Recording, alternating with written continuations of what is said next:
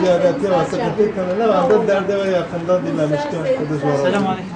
Kudüs var. Selam baş. Tarafındaki dönce karşı.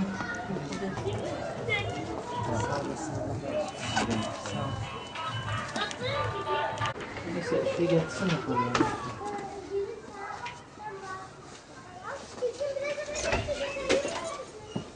Nereye bırakayım teyze? Burada ne? Şuraya bir imza atarsan sana zahmet. Ben imza atmayayım. Çizgi atsın ya. Hasır aldığına dair. Oraya mı? Oraya. Paralar gitsin. Çiz. Şurada çiz. Tamam, teşekkür ederim.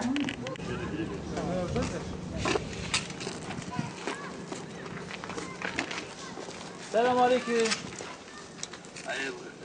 Nasılsın?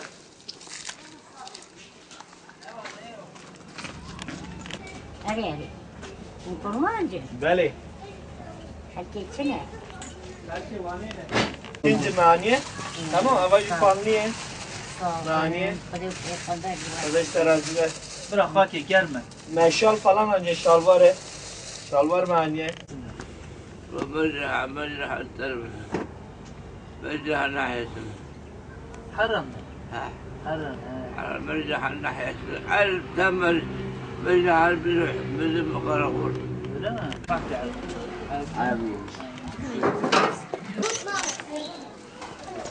Selam aleyküm.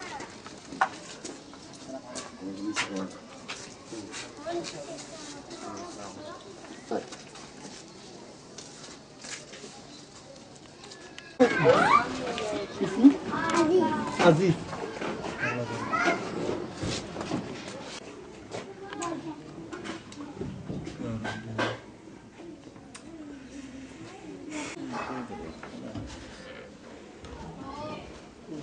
Adın ne? İsmi? Ayşe. Nereden değil Mersin Musallaflar Cemiyeti Yardım Komisyonu olarak bugün de yine bir Suriyeli ailemizi ziyaret ediyoruz. Muhammed kardeşim ailesiyle birlikte burada kalıyorlar.